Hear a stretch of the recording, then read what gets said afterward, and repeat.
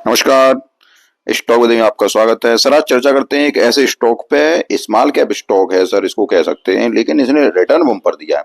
अब small cap stock होते हैं तो रिटर्न बम्पर ही देते हैं सर। इसका अगर एक डे का प्रदर्शन अगर देखा जाए तो एक डे में 0.3% है, एक सप्ताह में अगर देखा जाए तो 0.5% है, एक महीने में माइनस का 4.6% रिटर्न दिया है और 6 महीने में 70% का, एक साल में 85% का।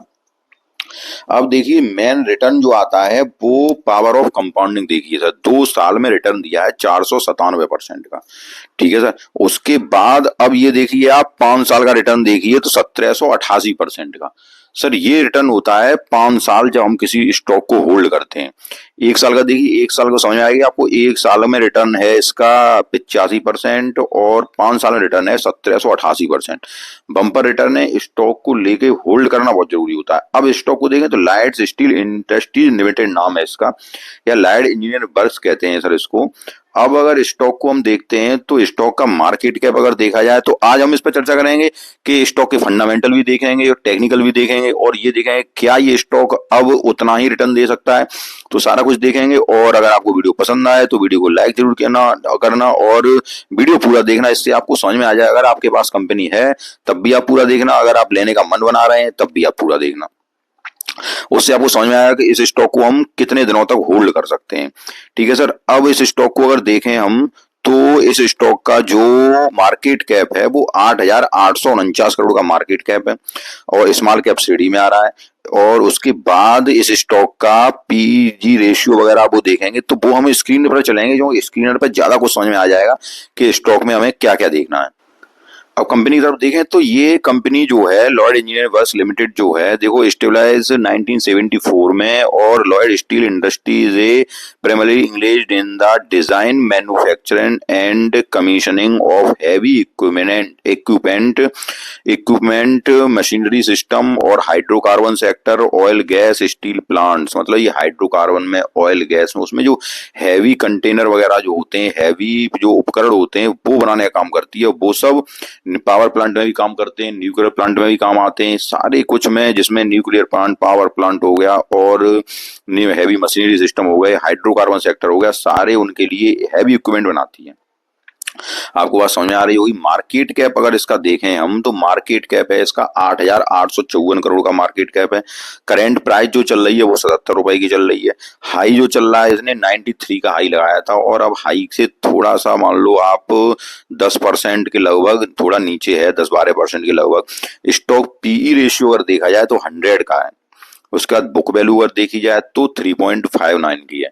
आप अगर मेरे रेगुलर व्यूअर हैं तो आपको ये सारे कुछ चीज समझ में आ रही होंगी कि बुक वैल्यू और उसके बाद डिविडेंड, डिविडेंड कितना देता है तो 0.26 का डिविडेंड देता है। बुक वैल्यू एक बार आपको फिर बताता हूँ, बुक वैल्यू जो होती है वो पर शेयर में दी गई है इसकी 3.59 रुपए।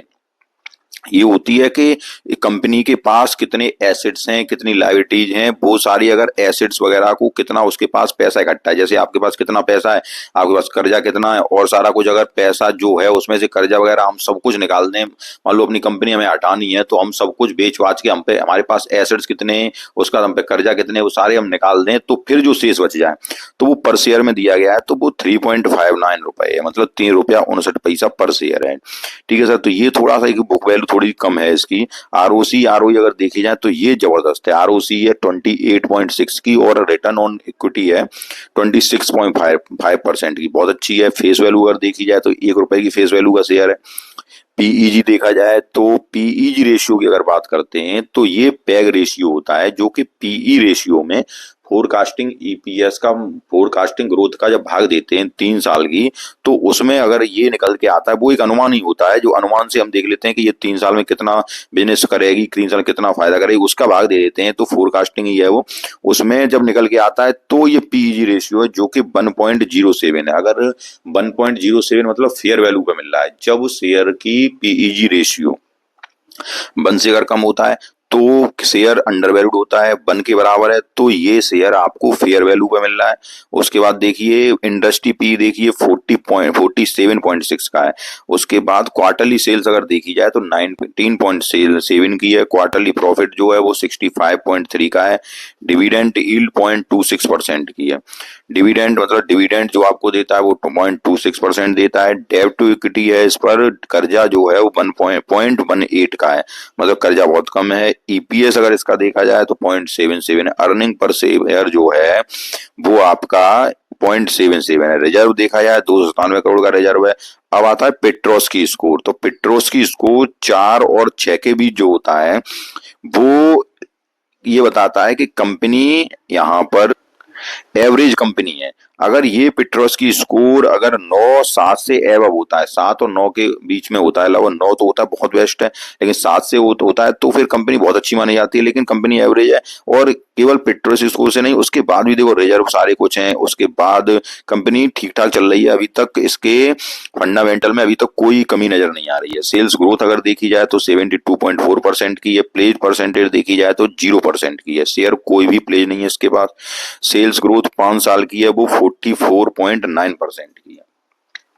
Price to earning ratio P ratio पहले ही बता दिया मैंने आपका 100 है। प्रमोटर की होल्डिंग 57.2% है, और डीआईआई होल्डिंग ये भी डिसेंट है। प्रमोटर होल्डिंग 57.2% ठीक है, 40% से एबव है तो अच्छी होती है प्रमोटर होल्डिंग। उसके बाद प्रॉफिट आफ्टर टैक्स अगर देखा जाए तो 88.2 करोड़ का है। अब सारा कुछ यहाँ तक हमने देखा वो सारा कुछ कंपनी का ठीक ठाक है, अच्छा प्रदर्शन कर रही है और इसके फंडामेंटल यहाँ तक मजबूत है। अब इसकी हम देखते हैं बैलेंस शीट किस प्रकार की है। उसके बाद बैलेंस शीट से पहले हम देखेंगे कि ये रिजल्ट कैसे पेश कर रही है, क्वार्टरली, उसके बाद साल दर साल, उसके बाद हम इसको आगे चेक करें। अगर रिजल्ट देखे जाए तो सितंबर आप 2021 से देखिए, जून 2021 से सेल्स जो पहले जो 5 करोड़ की हुआ करती थी, अब वो कितनी बढ़ा दी है इसने, 135 करोड़ तक ले आई है जून क्वार्टर तक। ठीक है सर, जून क्वार्टर तक 5 करोड़ से 3 साल में 3 साल में सेल्स 5 करोड़ से 135 और 188 करोड़ तक आ गई है। एक बार तो 200 करोड़ थी। ठीक है सर, अब क्वार्टर एक आध क्वार्टर में कम ज्यादा हो जाती है, कोई दिक्कत नहीं है, लेकिन ये देखिए 5 करोड़ से सेल्स 200 करोड़। खर्चा भी उसी के अनुसार बढ़ा है, पहले 8 करोड़ खर्चा था, अब 110 करोड़ खर्चा है। मार्जिन देखते हैं कि ऑपरेटिंग प्रॉफिट कितने प्रॉफिट पे काम कर रही है। तो पहले घाटे में काम कर रही थी, पहले कुछ बच ही नहीं रहा था इसको, लेकिन अब देखिए पहले -3 करोड़ का घाटा रहता था इसको, सब कुछ हटाने के बाद -3 करोड़ का घाटा, मतलब घाटा रहता था कंपनी को। लेकिन अब कितने मार्जिन में काम कर रही है, 25 पर, और परसेंटेज में अगर देखा जाए तो 19% के प्रॉफिट मार्जिन पे काम कर रही है, जो कि बहुत डिसेंट है। मतलब 90% प्रॉफिट मार्जिन पे काम कर रही है। 10% भी होता है तब भी अच्छा है। ये तो देखिए 40%, 24%, 24, 34, फिर एक जगह 7% हुआ है, लेकिन उसके बाद लगातार ही बढ़ता चला जा रहा है। 13, 20, 18, 14, 19 लगभग मेंटेन कर रखा है इसने, तो बहुत अच्छे प्रॉफिट मार्जिन पे काम कर रही है। अदर इनकम अगर देखी जाए तो अदर इनकम इसको देखें आप, profit after tax net profit अगर देखें तो पहले नेट प्रॉफिट 2021 में घाटा ही था इसको, अब यहाँ से आप देखिए अब 21 करोड़ के प्रॉफिट पे ही आ गई है कंपनी। ईपीएस देखा जाए तो ईपीएस पहले का नेगेटिव हुआ, घाटा चल रहा था, ऑपरेटिंग प्रॉफिट मार्जिन घाटे में था, सारा कुछ घाटे में था, और ईपीएस भी घाटे में हुआ, तो फिर और अब लगभग कितने पे आ गया ईपीएस, 0.19 पे। अच्छा है, सारा कुछ ग्रोथ कर रही है कंपनी, अच्छी कंपनी है। अब इसके हम साल दर साल देखते हैं तो साल दर साल भी यही कहानी होगी इसकी। देखो पहले साल दर साल थोड़ा यहाँ से देखते हैं हम, तो 21 से 24 तक ये देखिए आप, पहले 70 करोड़ से अब 43 करोड़ पे आई। उसके बाद ऑपरेटिंग प्रॉफिट मार्जिन में ये देखिए पहले नेगेटिव चल रहे थे ऑपरेटिंग प्रॉफिट मार्जिन, उसके बाद नेगेटिव का मतलब कर्जे में रह रही थी कंपनी, अब उसके बाद ये निकल के 17 तक आ गया है ऑपरेटिंग प्रॉफिट। बहुत अच्छा ऑपरेटिंग प्रॉफिट मार्जिन है सर ये इसका। उसके बाद अगर देखा जाए तो नेट प्रॉफिट अगर देखें तो नेट प्रॉफिट भी अब 88 करोड़ तक हो गया है। डिविडेंड पे आउट कितना हो गया है, ये भी सही हो गया है इसका, डिविडेंड भी सही दे रही है। अब देखते हैं कंपाउंडेड सेल्स ग्रोथ देखें तो ये 3 साल की 107%, और प्रॉफिट ग्रोथ अगर देखें तो 3 साल की 442%, बहुत अच्छी है। स्टॉक प्राइस सीएजीआर देखें तो 3 साल का 199% का है। रिटर्न ऑन इक्विटी 3 साल की 22% की है, काफी डिसेंट है, सब कुछ अच्छा है सर, कोई दिक्कत की बात नहीं है। बैलेंस शीट अगर देखी जाए तो रिजर्व कंपनी के पास अब 297 करोड़ का रिजर्व है, और कर्जा जो कंपनी के पास है वो 75 करोड़ का कर्जा है। तो रिजर्व के अनुसार कर्जा बहुत कम है कंपनी के पास, अच्छी कंपनी है। और टोटल उसके बाद अगर अगर हम देखते हैं तो टोटल लायबिलिटीज उस तो फिक्स एसेट कितना कर रखा है इसने, जो फिक्स कर रखा है वो यहाँ से देखें 77 करोड़ 571 करोड़ का 77 करोड़ लगभग फिक्स कर रखा है। टोटल लायबिलिटीज कितनी हुई इसके पास 571 करोड़, जिसमें कर्जा भी आ गया, उसके बाद और कैपिटल रिजर्व भी आ गया, सारा कुछ आने के बाद ये टोटल आया 571 करोड़। अब खर्चा इसमें उसने कुछ फिक्स एसेट मतलब अपना काम जो कि वो कंप्लीट कर चुकी है, जो उसके पास फिक्स्ड है, फिक्स्ड एसेट का मतलब जो कि जैसे कंपनी बनी होगी उसके बाद कुछ जमीन वगैरह होगी तो ये फिक्स एसेट में आ जाता है, कंपनी कितने पे बनी होगी उसकी। उसके बाद CWI पे जो वर्क काम चलता है उसका वो 11 करोड़ का है, लगभग इन्वेस्टमेंट कर रखा है 5 करोड़ का है, अदर एसेट भी होंगे इसके पास कुछ, अदर भी कुछ इन्वेस्ट कर रखा हुआ इधर उधर, तो वो 478 करोड़ के हैं। तो टोटल फिर 571 देखो ये भी हुआ, उसके बाद टोटल लायबिलिटी 571, तो सारा कुछ एसेट्स 571 आया। अब हम देखते हैं इसके बाद क्या है, हम इसमें मेन चीज रेशियो पे आओ। रेशियो में ये देखिए कि कितने दिनों में कंपनी सारा कुछ कर पा रही है। जैसे पहले 205 दिन लगाती थी डेब्टर डेज। डेब्टर डेज का मतलब होता है, डेब्टर डेज जो होते हैं वो होते हैं कितने दिनों में कंपनी अपने खरीदारों से पेमेंट ले पा रही है। ठीक है सर, जो देनदार हैं कंपनी के, जो खरीदार हैं कितने दिनों में पेमेंट ले रही है, जो सामान बेच रही है कितने दिनों में उनसे ले पा रही है। तो ये लगभग 90 दिनों का ठीक होता है, लेकिन पहले देखिए ये पहले 1028 दिनों में, समझ रहे हो 1028 मतलब 365 दिन होते हैं, तो लगभग 3 साल में ले पा रही थी, मतलब काम ही नहीं करके देती हुई। उसके बाद अब ये देखो 89 दिनों पे ले आई है, तो बहुत ये 90 दिन के अंदर लाना ये बहुत बड़ा अचीवमेंट है कंपनी का। उसके बाद इन्वेंट्री डेज देखिए, मतलब इन्वेंट्री को सामान को कितने दिनों में बना के वो कंपनी, इन्वेंट्री का मतलब हो गया सामान जो बना रही है उनको कितने दिनों में वो सेल कर पा रही है। तो इन्वेंट्री डेज वो भी 92 दिन के हो गए लगभग, वो भी अच्छे दिन निकाल आई है। और पहले देखो या पहले इसके इन्वेंट्री डेज तो पहले भी ठीक थे, लेकिन अब काफी बेटर लगभग 92 दिन ले आई है, तो वो भी काफी अच्छे लेके आई है। डे पेबल देखिए कितने दिनों में पैसा वो, डेज पेबल होता है कितने दिनों में जो उसके फाइनेंसर वगैरह हैं उन्हें पैसा दे पा रही है। तो डेज पेबल देखिए वो भी अब पहले लगभग दे पा रही 630 दिनों में दे पाती थी, उसके बाद 340 दिनों में, अब लगभग वो ही 25 दिनों पे ले आई है। मतलब अपने जो देनदार हैं उन्हें पैसा को वो 25 दिनों के अंदर सारा कुछ काम कर करा के दे देती है।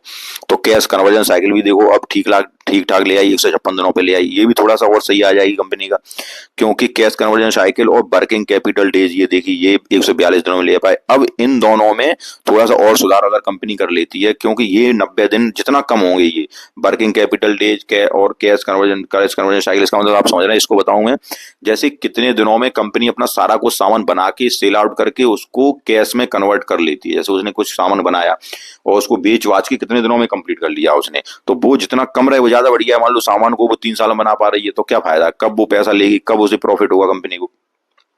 तो सारा कुछ कंपनी का बहुत ही बेहतरीन लग रहा है, कोई दिक्कत नजर नहीं आ रही है। अब शेयर होल्डर पैटर्न भी देख लीजिए, तो प्रमोटर की होल्डिंग, हाँ अगर यहाँ तक आपको सही समझ में आ रहा हो तो वीडियो एक लाइक जरूर करना, क्योंकि सारा कुछ मैं डिटेल में आपको बताने की कोशिश कर रहा हूँ। हाँ थोड़ा जल्दी बता देता हूँ, उसको मैं कोशिश करूंगा थोड़ा धीरे धीरे और बताऊं। अब प्रमोटर की होल्डिंग अगर देखते हैं तो प्रमोटर की होल्डिंग 57.25% है, जो कि डिसेंट है। FII की होल्डिंग 2.12%, ये देखिए आप, FII पहले कितनी थी 1.39%, अब 2.12%। DII की होल्डिंग देखिए, मतलब बढ़ाई है FII ने होल्डिंग। DII की देखिए तो 0.13 से 0.14 इन्होंने भी इंक्रीज की है। पब्लिक की होल्डिंग, पब्लिक ने भी 41.03, पब्लिक ने थोड़ी सी कम कर दी है होल्डिंग। ठीक है सर, तो काफी कुछ फंडामेंटल बेहतरीन है कंपनी के, कोई दिक्कत यहाँ तक नजर नहीं आ रही है कंपनी में। और अगर आप इस कंपनी में इन्वेस्ट फंडामेंटल बेस पे करना चाहो तो इन्वेस्ट कर सकते हो। अभी तक जितना मैंने आपको बताया वो सारा कुछ बेहतरीन फंडामेंटल है। अब देखते हैं कि चार्ट पे अब हम इस कंपनी को किस प्राइस पे लें, अभी किस प्राइस पे मिल रही है, तो सारा कुछ उसको भी देखने का प्रयास करते हैं। Company fundamentally well and good है, कोई दिक्कत नजर नहीं आ रही है इस कंपनी में। अब केवल चार्ट पे हमें देखना है कि किस प्राइस पे एंट्री लेनी है, क्या करना है, तो वो आप इसको चार्ट पे लेके चलता हूं मैं आपको। अब इसको अगर देखें तो कंपनी का ग्राफ आप देखिए कि ये ग्राफ कंपनी का लगातार ऊपर की ओर जा रहा है।